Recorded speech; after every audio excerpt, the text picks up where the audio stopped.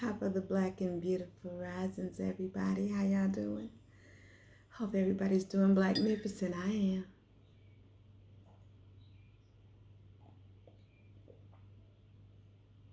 am. That tastes good. That tastes real good. Gotta have that tea. Okay, my beautiful butterflies. I came to you this morning to make a video about getting out of financial debt. And this is a plan that came to me last week. The ancestors gave it to me. I was sitting on my bed and I was thinking about my bills, and I started writing them out. And I started writing out from my head what bill we owned. And I also wrote out the balances for those bills. So underneath them, I wrote them again, and I went from the smallest to the largest bill and wrote them out. Spirit gave me a plan, and that plan is to knock off my debt. And I have 5 major bills, and Spirit told me how to pay them instead of going in the manner in which I'm going. My niece made a video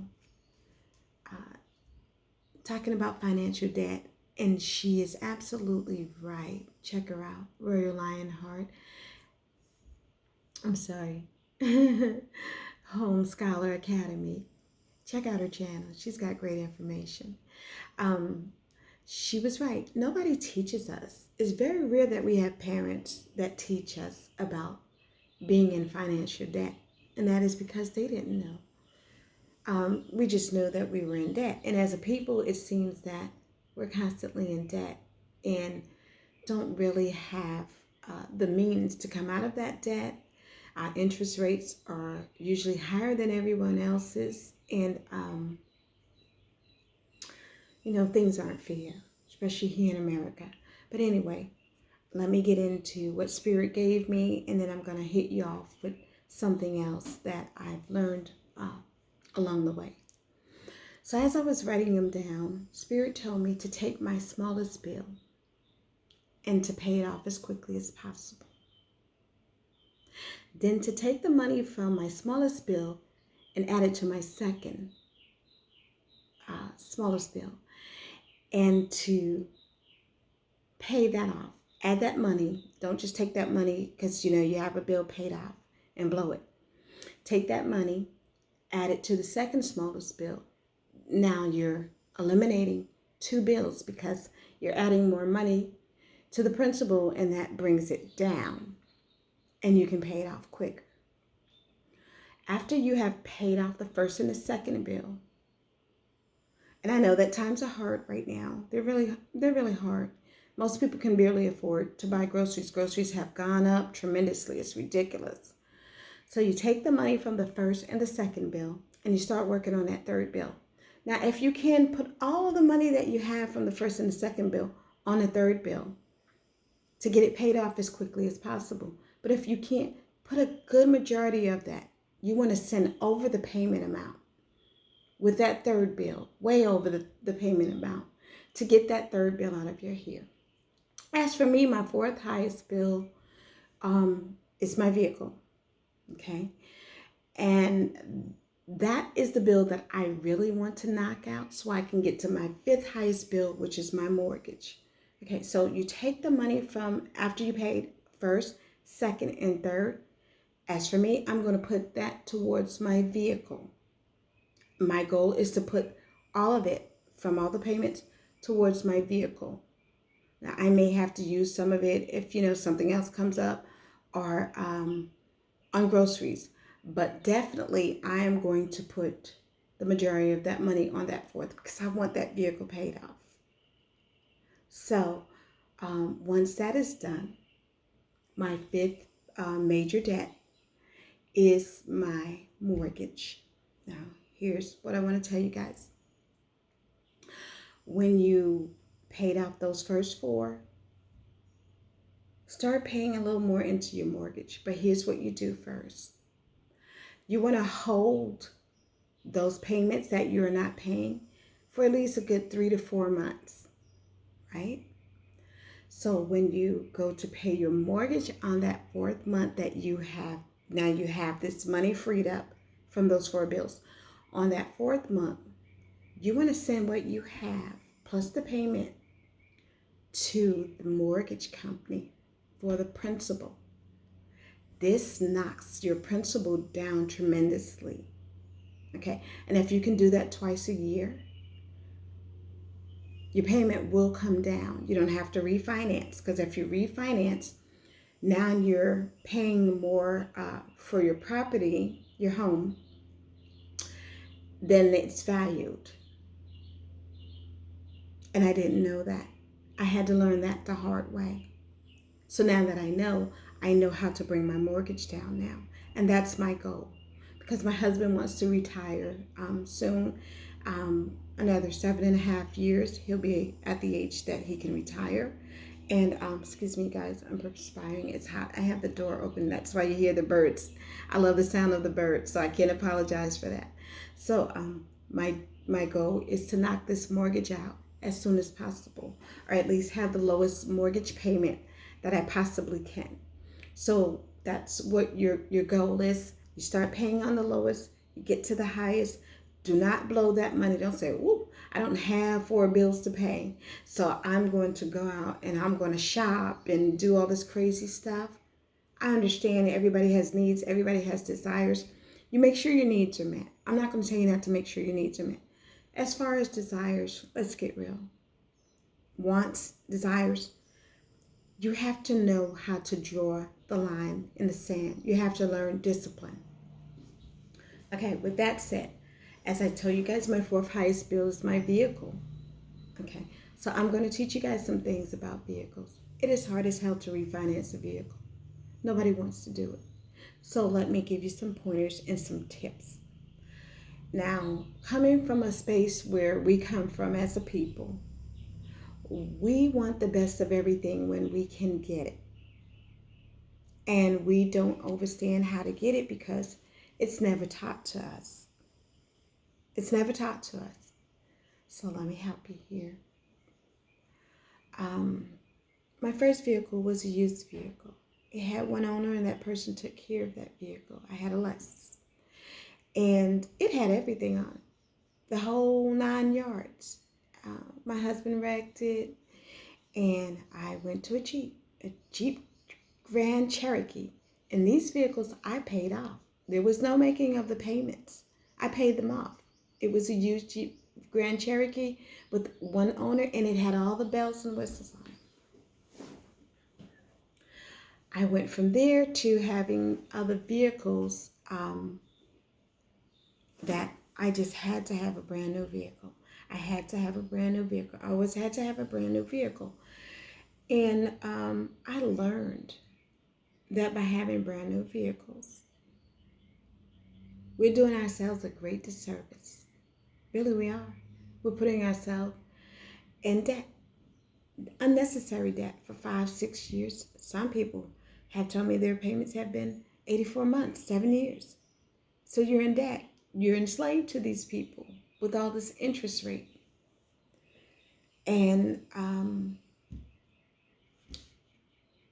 I think the best thing to do is to buy a used vehicle. Don't go back 10, 15 years. I think the limit would be 3 to 5 years, and here's why.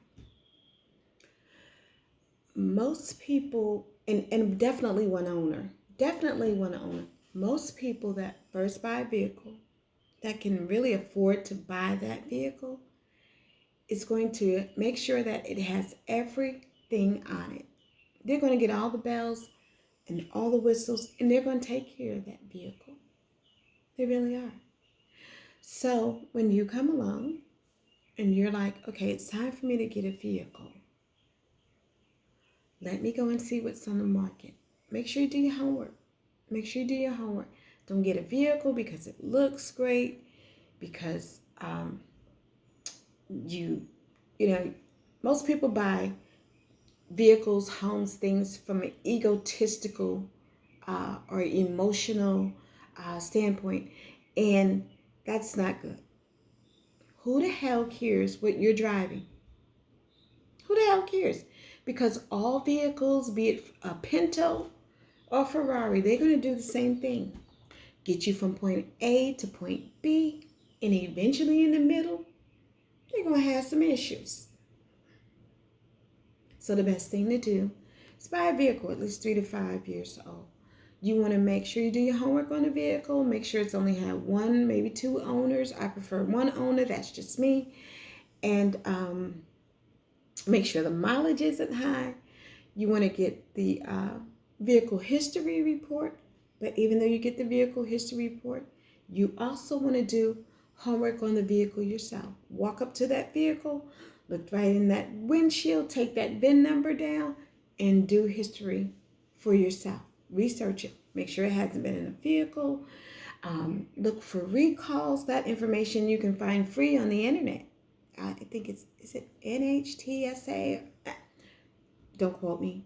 I really want to see it. Say it's that. I get emails all the time. You know, if there's a recall on the tires or something's on the vehicle or something. And you definitely want to sign up for that. Once you purchase your vehicle, you want to put your VIN number in, give them your email address, because you always want to know if something's happening with your vehicle. I had a brand new Ford Explorer. It was beautiful, but it had exhaust problems. And I kept choking and having issues with the vehicle and not knowing why I was getting sick. And then they sent this email, and I'm like, wow, are you serious? But anyway, and those are the things that you want to do. And do not allow yourself to be taken for a ride. Because of our skin hues, most of the time, we're going to get suckered when we go into a dealership. Especially when you don't know anything. Nobody's taught you anything. You're all excited about getting a vehicle, and they're excited about seeing you come and get that vehicle. They're excited about your money. So now the game is in 2020 that your vehicle payment, no matter what your credit is going to jump off at $500 and above. Don't allow that. Don't accept that. This is why I'm saying go back at least 3 or 5 years. You'll have a lower payment. Depending on your credit, you'll have a better interest rate. You can get that vehicle paid off in less time. And don't sit there all day. Don't allow anybody to keep you in a dealership for breakfast, lunch, and dinner. They should know within an hour and a half whether or not you're going to be able to get that vehicle. I didn't know any better back in the days. I'd sit there. I'd be hungry. My tummy be growling. And you know, when your tummy be growling and then you haven't had nothing to eat and they just offer you some water or soda, eventually you're going to get gas. And you're going to be sitting there like, all in the seats. Yeah, I try. I don't try. I keep it 5,000 over here. 5G. 10 carat. 18 carat. 24 carat. You're going to get it from me, okay? But you shouldn't have to sit there all day long.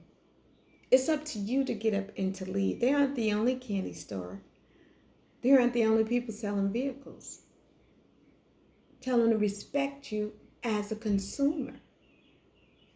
Okay? Your time is valuable and your time is precious. You should not sit there all day and then you get pressured into signing something that you shouldn't sign. I've had people call me back and say, we had to change something and the payment isn't going to be what we tell you. It's going to be more expensive. And I'm like, take your vehicle. Okay? So, don't be pressured. I know everybody wants that smell of a brand new vehicle.